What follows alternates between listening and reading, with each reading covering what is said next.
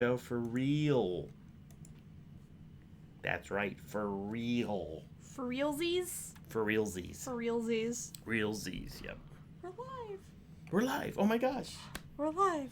All right, play the music. Oh gosh, I forgot how to play the music. What?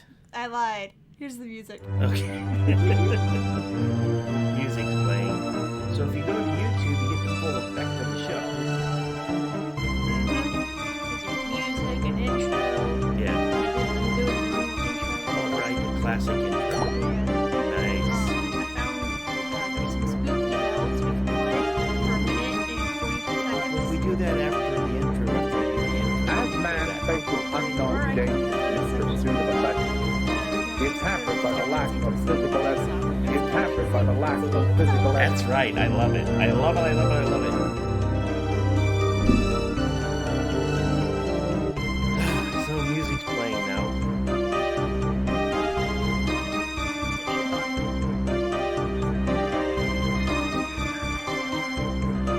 Yep, it's playing all right. How do we know when it's done? This If is they our- want their this is- monster, this is the I'll thing. give them their monster. Without delay. That's what everybody else is seeing. Yeah. Cool. Transition. Are we ready? We're ready. Hello, ghost fans, hunters, and skeptics. Today is Wednesday, June 5th of 2019, and it is also Apple II Day. Apple II Day. The Apple II, the computer. I also heard today was like the festival Delusional thoughts. of popular delusions. It was. But we're going to talk about the Apple II Day first. Is it because you get like 2 apples today? No, the Apple II computer was first sold in June of 1977, June 10th, but they've suggested that June 5th be an annual celebration of the Apple II computer. Oh, that's interesting. And the Apple II computer was kind of neat because they sold about 6 million units and they were in production for almost 17 years. That's a long time. That is a long time for a personal computer. They were kind of pricey. You know, the cheap end model at the time back in the 70s and early 80s was still, between $1,500 and $2,000. Oh damn. They were kind of pricey. Just a little. Just a little. But it got most of its fame in schools. Yeah, that makes sense because if you look at old pictures of schools and stuff. They all had Apple computers. Yeah. So today is a day that they celebrate the Apple II computer, and cheers to them. If you've never had a chance to use an Apple, and I think my first computer, other than mainframe computers that I worked on, I think my first computer was like the Commodore VIC-20. Why did the computers have cool names back in the day? And the Commodore 64. They That's had- 64-bit. Well, I mean, like the Commodore. It sounds intimidating and cool. Yeah. Nowadays, it's just like inspiration, Yeah. Surface. Ooh, they're just kind of fluffy names now. Acer Yeah. is the name of the company. Yeah, but the computers are just kind of like fluffy names now. The name of this computer is called the Aspire. Ooh, the Aspire. Like the aspire to be a I- better like- person or something. Why couldn't it be the Perspire? I think that would be cooler. No. Yeah. No. So the Apple II computer, the day we celebrate it forever and always. And I bet you that if you had an original Apple II computer still in the box and everything, you could get a hefty sum of money for it. So if you've cleaned out your attic and you find an Apple II computer, don't throw it away. Don't throw it away. Go on eBay and try to sell it. You may be able to get some money. Anyway, I'm your formerly computer literate geek who now can't figure out how to use this software to run a show, host Tom. And with me in the studio is the founder of Lantern Paranormal and equally technologically challenged Becky. And also in the studio and much more computer savvy than myself, or anybody else in the room here today, the unpaid intern Phoenix. We have a great show planned for you tonight, as we do every show.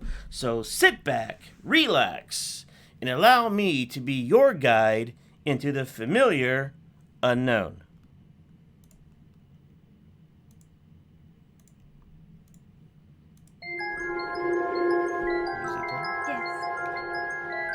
Whew, music's playing.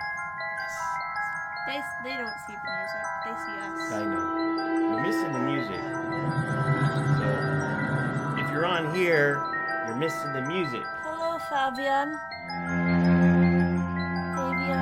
I can't read that far away. Yeah, I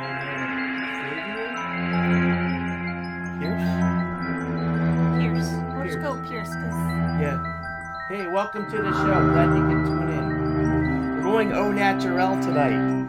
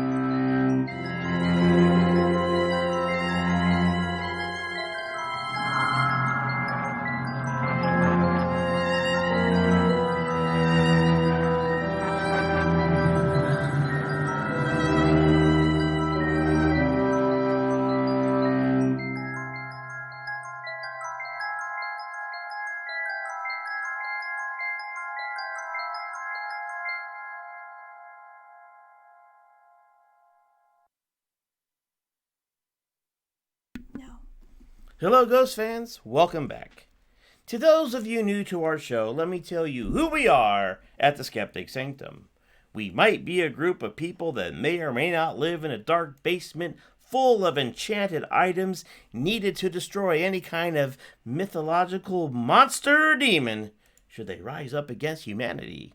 Or we are just a team of individuals interested in the paranormal and the supernatural who simply want to believe.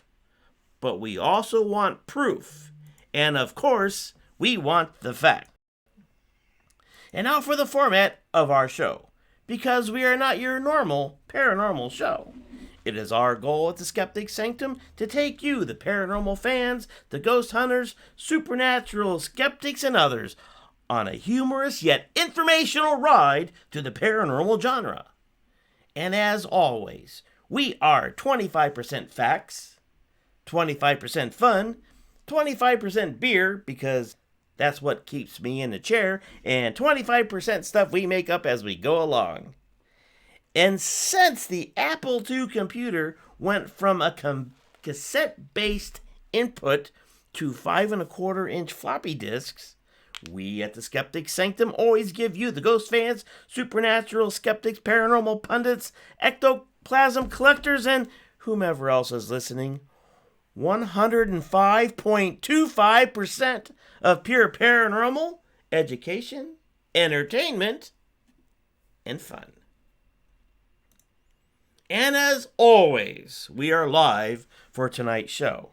In fact, we are always live in the space-time continuum, and that means we're possibly live in the past, and we will be live again in the future if you pull up one of our broadcasts. Or stop back at some point when we're live.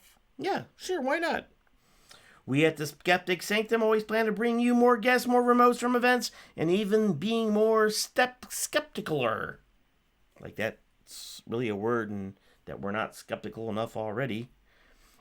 And how can you keep track of us? Well, if you're listening on Facebook, you already know how to get a hold of us.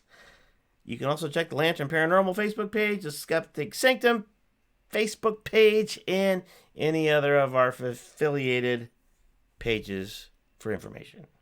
And now for tonight's show. And tonight we are going au naturel. No? That's right. We're going to talk about spooky places in nature. Oh. What were you thinking? Not trees.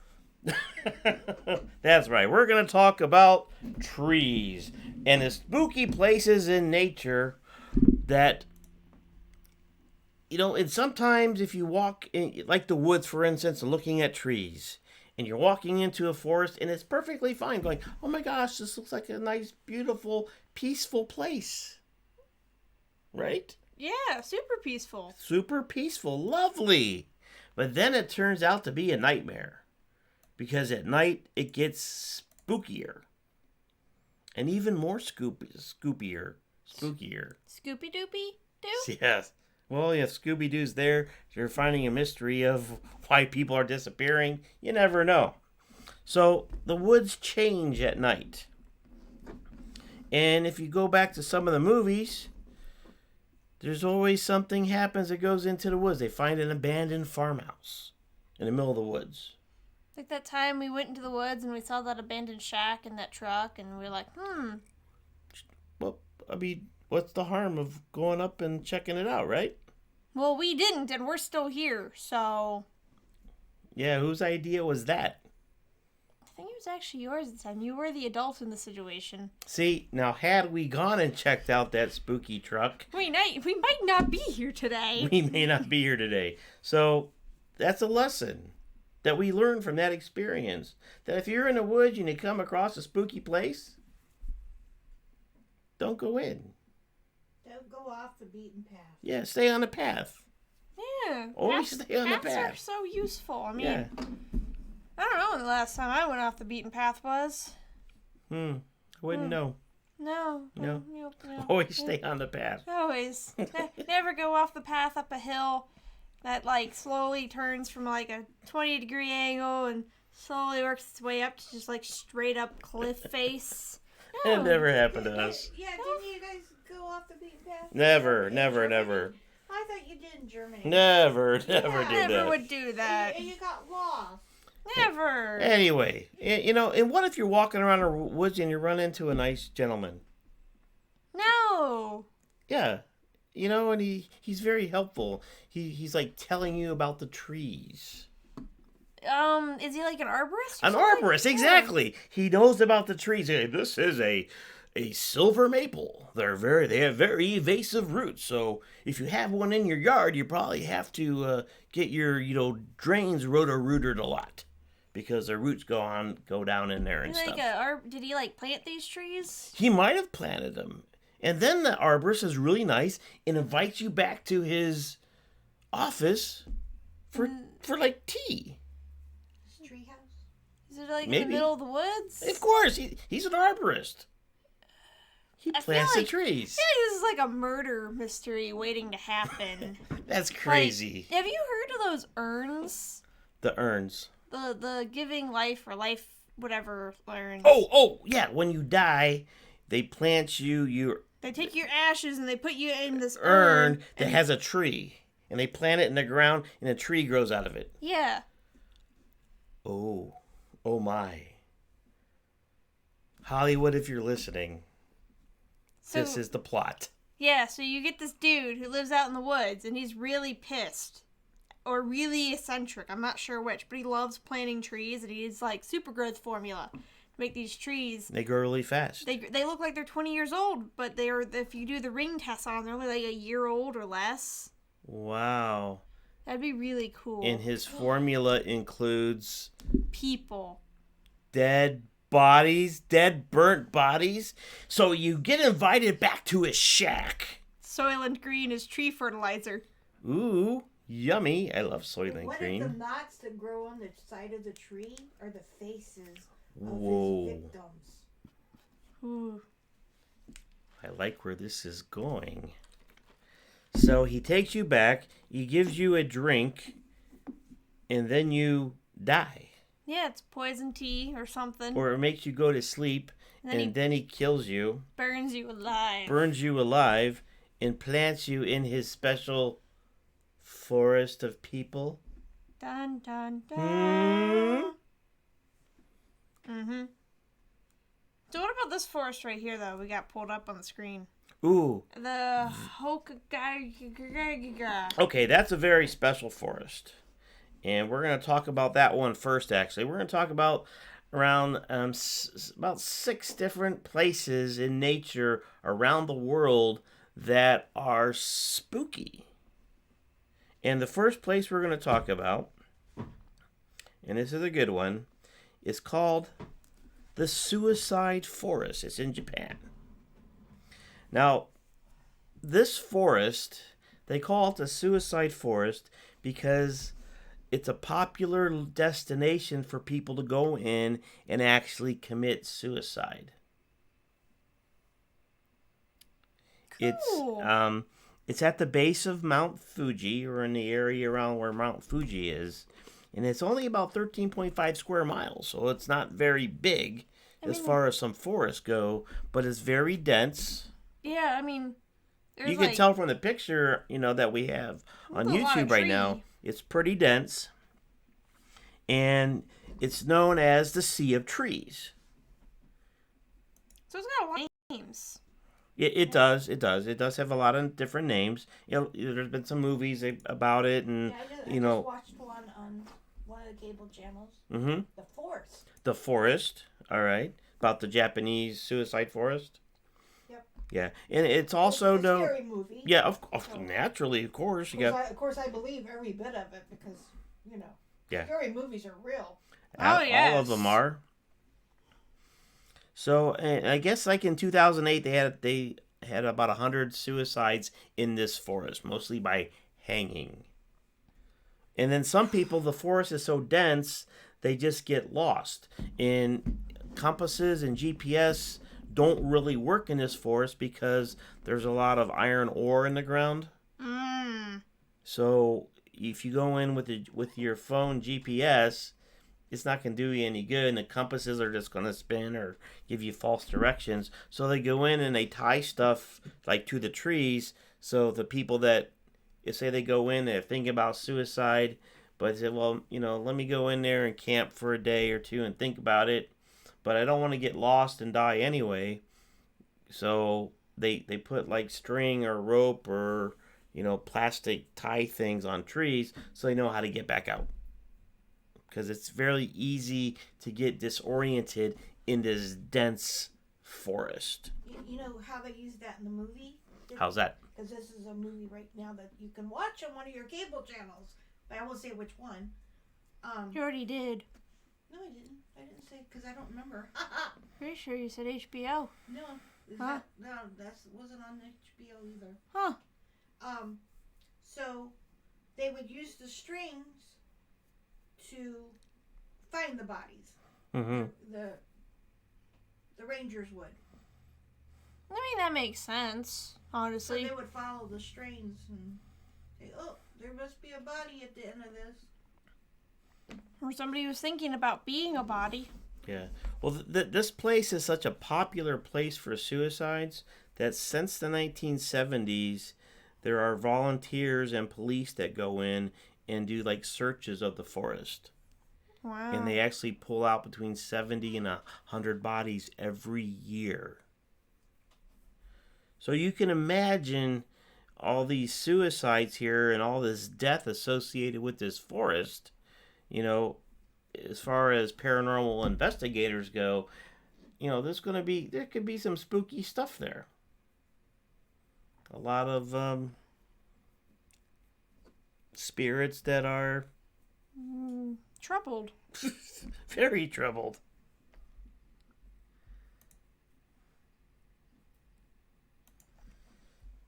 So this is one forest, though. If you go off the path, you're going to find something you don't like.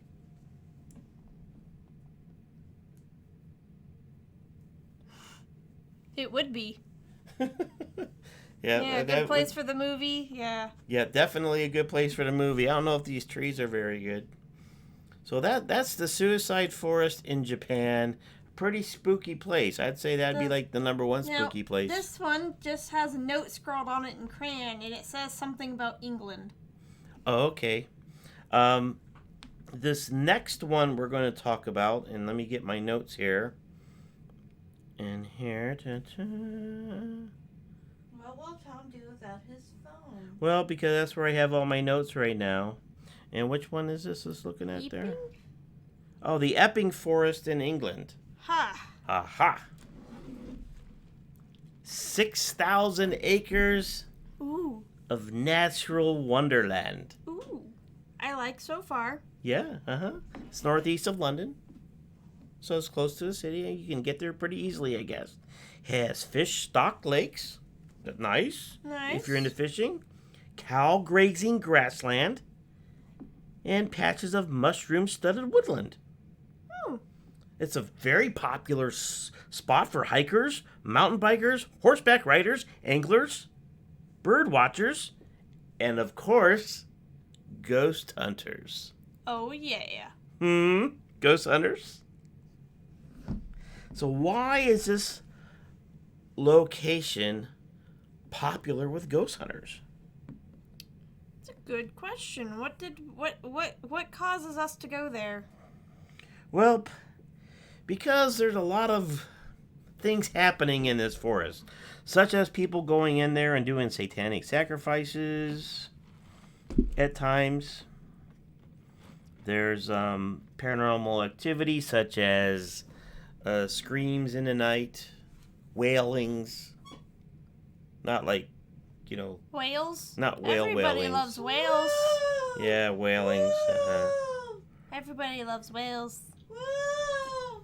Even Becky. And supposedly there is a camp.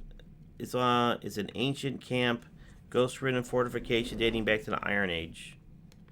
So, popular spot. If you leave your car, get off the road, you can go find some stuff. And it also has one of those gravity hill things. So it looks like you put your car in neutral, and it's like your car's going up the hill. But you're actually going down the But hill? it's an optical illusion. Yeah, there's places like that everywhere. So, even if it isn't supernatural, it is a spooky place. Especially if there's been people in there that have had some, especially if some satanic rituals going on in there because of its location and all. So, good times. Yeah. So, England. England, nice. Next is Massachusetts Freetown Fall River. The Freetown Fall River State Forest in Massachusetts. Now, I've been to Fall River before. And never had a chance, never heard of this forest before, but wasn't ghost hunting then either. Anyway, this is 200 square miles. Pretty big. Much bigger than the first forest we're talking about. Very much bigger. It is said to be populated by a lot of cryptozoids. Like what? Swamp monsters, Sasquatch, maybe even space aliens. Well, what about Mothman? Well, Mothman just shows up wherever the heck he wants to, and wherever he shows up, calamity ensues soon afterwards. Has Calamity fallen on Freetown Fall River? Yeah. Well, I don't think this is actually in. This is like 200 miles of marsh and water and dead trees and stuff. Good point. Yeah. Hello, Ricky. Hey, welcome to the show. Okay, they call it the most paranormally active area of this triangle is, it says, the epicenter of bad mojo, whatever that means. Epicenter of bad mojo. Yeah, it's kind of crazy. Means you don't feel like dancing. I guess not. You get the heebie-jeebies and then you do it all around. Yeah, so people do go in there and they ghost hunt, and like I said, they look for Bigfoot, I guess, and other monsters. Nice. Kind of cool. That's It's kinda out there, neat. right there in on the northeast in Massachusetts. What else is there? Some green stuff in Okay, now Rome? now this looks beautiful. Yeah, it does. until you know the location. Is it inside a volcano? No, it's not inside a volcano. Good answer, though. This is in Romania, in an area which was once called Transylvania. Ah, I see what you're getting at. It looks very nice and quaint. It could be a nice castle around there someplace. It could be, I don't know how to say it, fertilized very well. Yeah. And they call this part of the Bermuda Triangle of Romania. Where people and planes just kind of go missing, then show up 20 years later. Well, I Oh, guess horse because... carriages there. Yeah. This one here is only 1 square mile. So it's not very big. No. But it's at the center of the Polana Rotunda. It's a roundish clearing in the middle of this forest. So what does that going to lead you to believe? Fairies. Hey, it could be a fairy encampment. Yeah, fairies like to make circles out of things. Maybe the giant fairies. Another thing that they possibly believe that it could be is a landing area for alien spacecraft. Ooh, spacecraft of the alien variety. Yes. Because not only was there a peasant village in the area that was wiped out in the 13th century,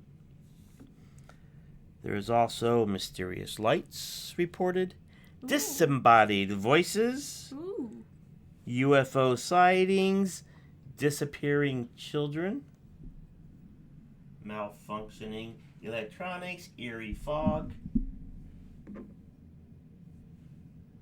So it has everything. And if you can imagine going through this on a horse-drawn carriage right at dusk when the sun's going down behind the trees and the mountains and it gets dark and you probably hear the howl of the wolves, the flutter of bats, and you're talking this is going to be one of the spookiest places you've ever seen. But it changes from day to night. Daytime, oh, such a lovely place. Stay on the road. Mm-hmm. Don't go off the beaten path there, or you'll definitely end up not in a good place. Like somebody's snack? You could be somebody's snack, yeah. Who wouldn't want to be a snack, though? Now, this next one here, before we go to that picture, Phoenix, I don't have a picture for this one. It's called the Dark Entry Forest in Connecticut. And the only picture I had was this private property, no trespassing. Private property, no trespassing.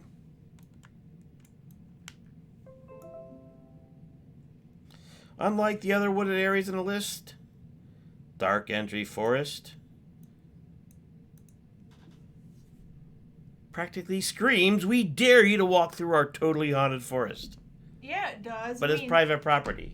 So, trespassers will be shot. Exactly why we want to trespass is because there's the signs posted everywhere. Yeah, so... Oh, but... This 750-acre swath of woodland is home to the ruins of Dudleytown. Deadlytown. Dudley. Dudley. Like Dudley Do-Right? Dudleytown, not Deadly. No, Dudley. Dudley.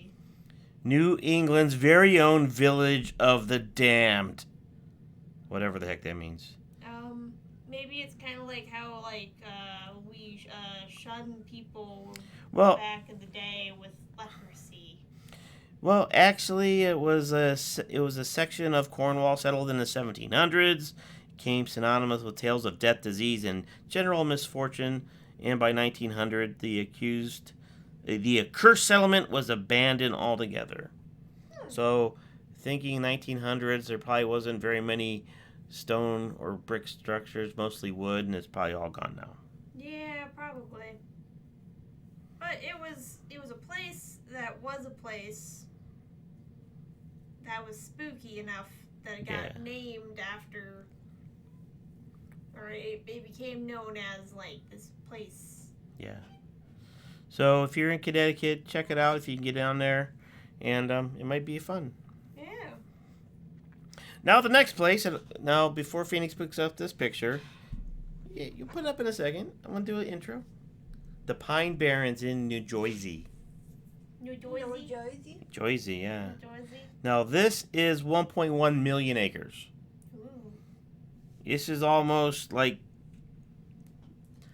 a quarter of the entire state of New Jersey. So it's huge. It's big. Yeah, it's like Big, the metro parks compared to Cleveland. Yeah, this is ginormous. The Cuyahoga County metro parks compared to like all of Cuyahoga County, because Right. it takes up like 90% of the city or the county. So, I mean, it looks peaceful enough, but then you have this. We have this. This. What is this? What is that? I think I know what it is, but you tell me, what is that? That is one of the most famous cryptozoids on the East Coast. Next to Bigfoot. Because it's not Bigfoot. Well, it's kind of like a Bigfoot. It's the New Jersey Devil. He He does, sort of reminds me of the Krampus a little bit. but not fluffy. Not fluffy, no. Yeah, not fluffy No. whatsoever. This is one of the cryptids one of the most famous cryptids in the United States. It's got a hockey team named after him, Oh yeah, he does. the New Jersey Devils. Yeah. Well, now you know where that name comes from. This guy. This guy. Yeah, this guy on the screen there. The guy on the other side of the screen, maybe. Because they protest their name too. No, well, the devil might. You know, he probably wants copyright stuff because, hey, stop using my symbol. I honestly, like, okay, so we all know Satan worshippers. We all know a couple of them. They just kind of happen to our lives. I highly doubt the Satanists care that there is a hockey team called the New Jersey Devils. They have better things to worry about. Yeah, they do. Okay, so what is the New Jersey Devil? It's actually the official state demon. So that is the official state They demon. have an official state demon. It's Wow.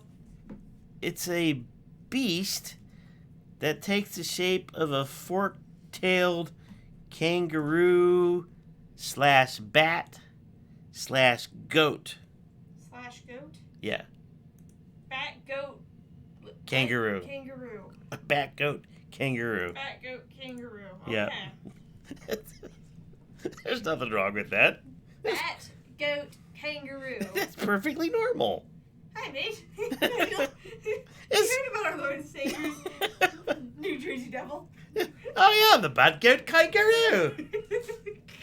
Blimey, that's great. Yeah. He hops around, steals your soul, hops around some more. You know, mind his own business. But that's not the only paranormal thing that they say is in the Pine Barrens. What else is there? Oh my gosh, this is good stuff. Plenty of paranormal things for you to indulge on. Oh, Headless pirate ghosts.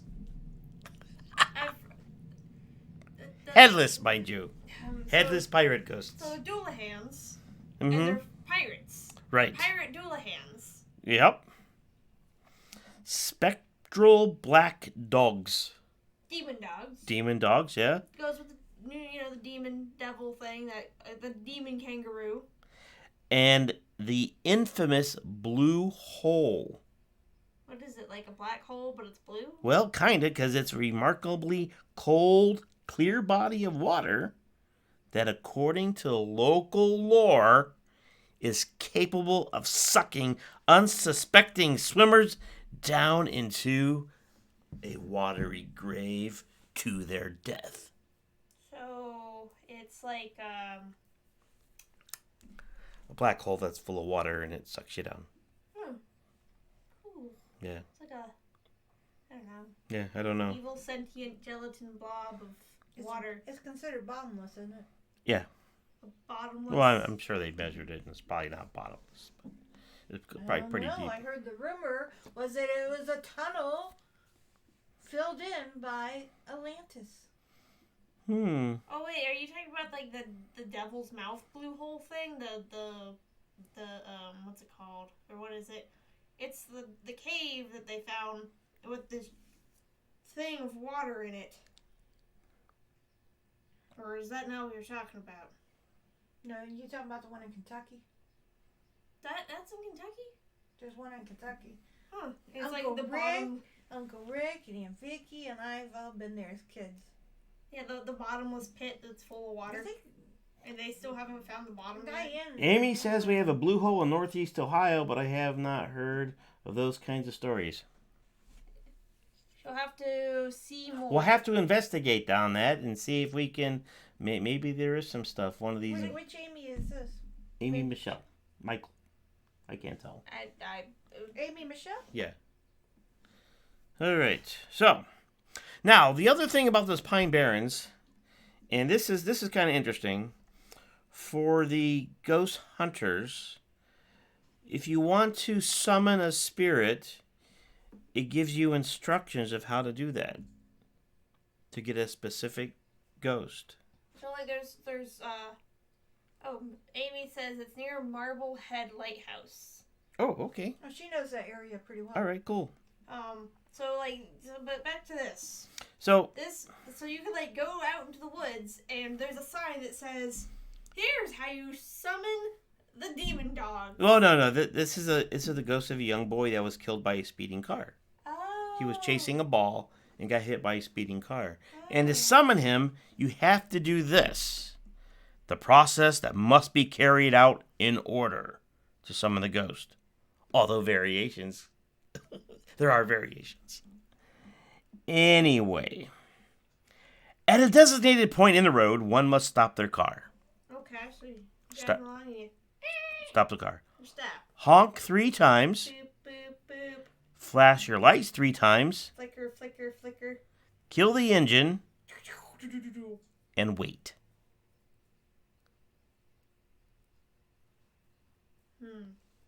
Eventually, a specter of the boy will emerge from the darkness, seemingly to investigate who is behind the wheel of the car. So a small child will like walk up to the side of the car, peek in the driver's side window, and go, "Ah!" Hey, that's what you were seeing in the street when you tried to get back here. No, those were actual people. Being jerks. No, they're 12-year-olds who don't know how to walk in a street or a sidewalk. So kind of cool. I mean, honk 3 times. Not 3 times. Flash lights 3 times. Turn off the engine. And wait. It's always on 3s. Everything's in threes. And nothing happened. Well, anyway, so kind of neat if you're ever in the Pine Barrens, Yeah. New Jersey. Check that out. If you don't summon the little boy, maybe you'll summon something else. Yeah, got Ooh. plenty of stuff out there. Yeah. And you're like, what's honking out here on the street? The next thing you know, there's a giant ant coming out of the woods. Ooh, an ent. That'd be pretty cool. That'd be pretty cool to see an ent. Thought they were all dead. They should be. I think they are. There was the giant war and all that, and should have wiped most of them out, if not all of them. They should have died off True. long ago. True. So, now, we do have one more place we need to talk about. We do. We do. And this gets into one of the creepiest places on the planet. Ready? I'm ready. Are you sure you're ready? Yep. These things always terrify me as an adult. The Island of Dolls. Yeah, dolls. This is in Mexico.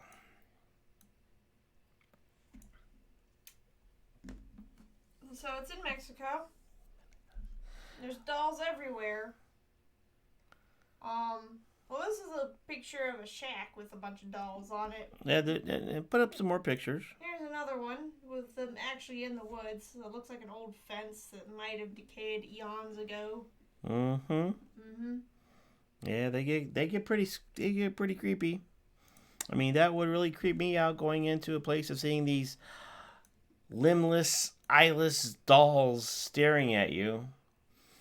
And it is rumored that some of these dolls, if you go visit this island, it's like you can see their heads move and they're looking at you. You hear disembodied voices. I mean, I can believe that. Dolls are creepy. I had to sit in a room for an hour once with a doll on a rocking chair. I was in there with another chick, and we were like pretty creeped out by the end of it. Yeah. Now the island started innocently enough, and it was dedicated to the lost soul of a poor girl who met her fate there. Huh.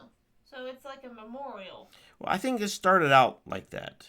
Started out as a memorial, and it just kind of... You know, and probably the dolls were there, like, you know, as a tribute. You see at accident sites where people put the stuffed animals and crosses and, you know, candles and whatever.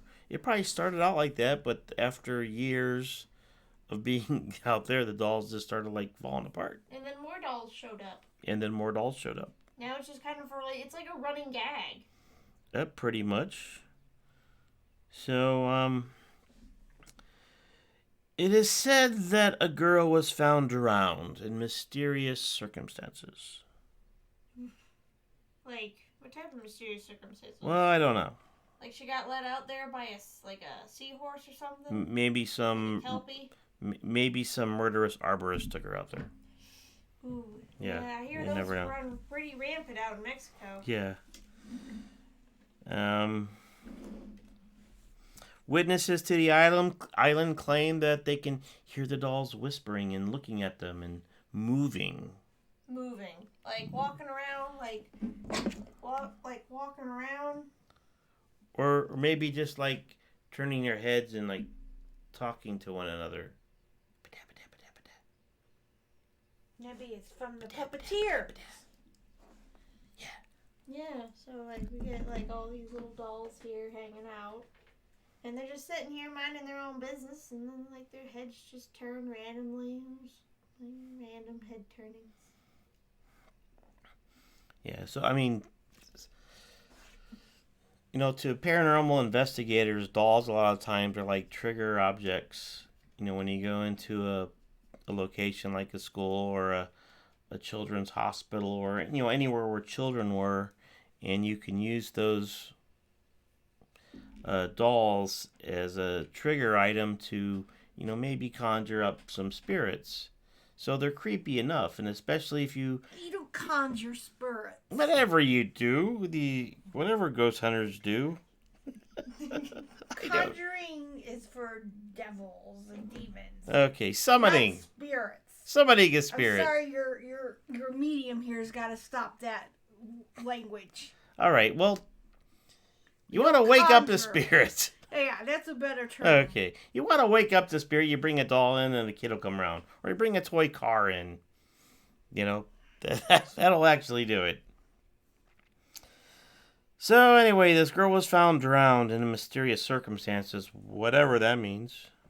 Yeah, the arborists, Kelpie, whatever that weird other things that are possibly in Mexico. Because I think Kelpie are not in Mexico. Those are like in Ireland and stuff.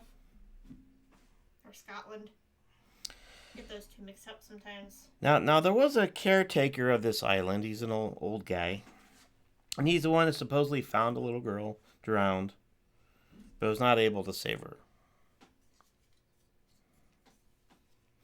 And as he was, there and distressed over this dead little girl, he found a doll floating in the water in one of the canals. So he picked the doll up and hung it to a tree. As if it was like representing her and like, I don't know. That's just kind of like weird to think about, like hanging a doll on a tree. Well, that's when it went from a gesture of goodwill and like, okay, I'm so sorry I could not save you. Please take this doll. Well, then he got sort of I don't want to say possessed, but he went kind of loco. Well, I mean, I guess if you can't save a small child's life, I've heard of like paramedics who just kind of like when they lose their first life, they just kind of go numb for a while. Yeah. Well, or they carry it with them for the rest of their careers. Well, Julian here, he started like hanging more dolls in an attempt to appease the spirit of the little girl. Hopefully she's appeased now. There's like a bazillion baby dolls hanging everywhere. The people that knew him think he was, there was like an unseen force moving him to do this. Huh. Mm-hmm. And he did this for 50 years. What you do, your dad? So that's why there are so many dolls on this island, and I'm sure other people have come and hung their dolls on there too. Yeah, most definitely. I mean, I honestly, if that was like a local thing to do here, I would hang my dolls in the forest. And now, after all this time of him doing that, he was found dead in the same place the little girl died that he couldn't save. That he couldn't save. The poor little girl. Yep. So the locals who live around this island. Now this island part is uninhabited, but it's bordered by canals and everything. So but the people that go to the island and look at the island think that now his spirit roams the island as well. That's not far from potentially true. Yeah, it very well could be. And this island has become famous. A lot of the ghost hunting shows on television have gone there and done their shows from there. So if you've had a chance to see it, one of the shows, you'll get the idea that it is a pretty creepy place.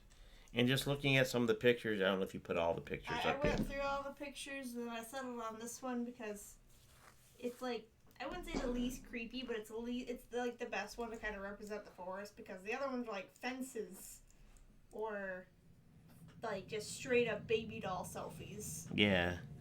And the poor guy, he did it for a good reason, but, it got out of hand. It's like a bad hobby.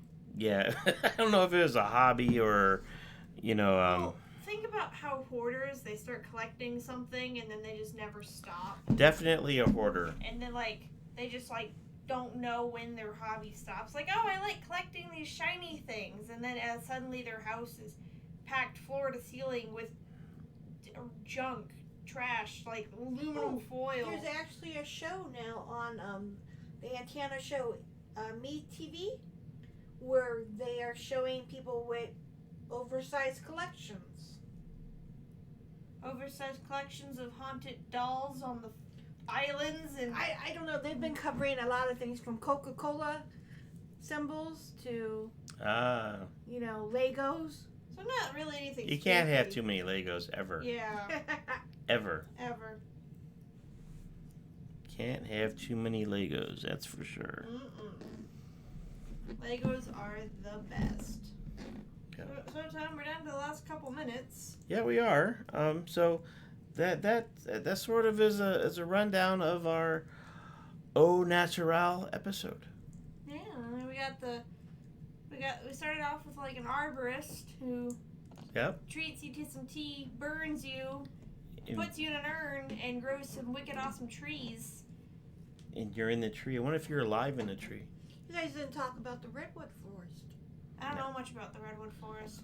Well, it's been so traveled that they're actually starting to put a high-rise trail through because they're damaging people walking through or damaging the forest trail.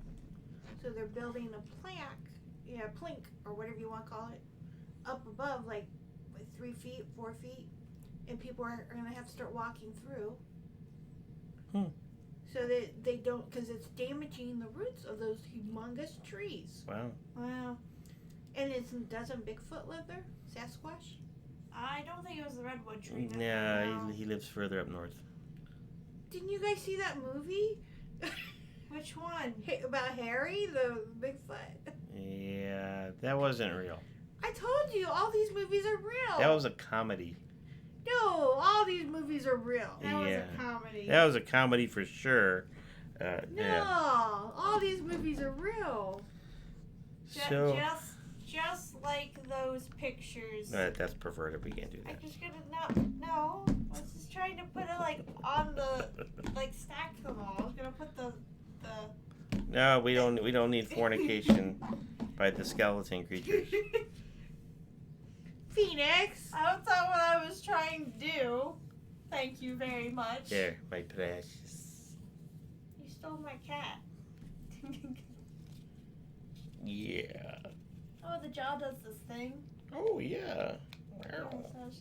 What's really crazy is the frog, though. I mean, he looks like he would totally be in the Japanese forest. I mean, his jaw opens up nice and wide, so he can just kind of, I don't know, eat some really big bugs, Yep. like the Japanese hornets. Nice. You know those things will kill you? Well, enough of them, yeah. I mean, enough of anything will kill you. You can drown by drinking too much water. Yeah, you could. Yeah. That's going way too natural. Very much so. Oh, we didn't have the chat thing on there. Is anybody in No. I checked earlier. there? Okay. Or which chat thing? Any of them. I think it sounds like everybody's watching Facebook. Yeah. Which is good. Thank you for joining. Mm. So we went from the arborist and talked about the Japanese forest, Yeah. suicide forest, We talked about the Freetown Fall River. Fall River. We did, and the Deering forest in the UK, Yeah. and the Pines Barrens in New Jersey. About the New Jersey Devil, And lots of baby dolls. and lots of baby dolls in Mexico. So that's going to about wrap up the show for tonight. I want to thank everybody who listened in, watched us on Facebook, watched us on YouTube, and if you watch the show again, thank you so much. You'll make us live again. So cool. So now I have to do the thing. Yeah, do the thing. Gotta do the thing. All the things. Yeah, just the last thing. It's a legal matter. Oh, the legal matter. Yes. The legal matter. Very important. The opinions and facts expressed on the Skeptic Sanctum may or may not be factual, honest, truthful, or shared with anyone with any common sense. They may also not coincide with the beliefs, moral or otherwise, of the patriotic host, the Marxist capitalist co-host, the unpaid interns, or management, whoever management is. The Skeptic Sanctum also reserves the right to refuse service if you are not wearing pants, tax, title, and license not included, offers not valid in the District of Columbia, the Province of Quebec, the Principalities of the Valleys of Andorra, the country of Spain, the state of Michigan, and most parts of western Pennsylvania, including Pittsburgh. Yeah. All right, that's going to wrap things up for tonight, everyone. Thank you for joining us tonight. We'll be back in 2 weeks with another riveting show on another riveting topic, whatever that may be. Hope you join us. Tell your friends about us. The more people we have, the better it is, the more fun we have. So thanks a lot for joining, and we'll see you in a couple weeks. Woo! Peace. Hi, big brother. How you doing? Hi, Amy. Skeptic Sanctum theme song. Skeptic Sanctum theme song. Skeptic Sanctum theme song. Yes, it's the Skeptic Sanctum theme song. The week after. We're doing a show every other week, and I hope you all tune in again. Hopefully, also, there's a possibility that if we don't do it on that Wednesday, it's because we're going to be doing it Facebook Live from an event. We're still planning it. I don't want to go too much into it, but we will be doing another ghost hunt here soon, and I don't know if there is going to be any capability of having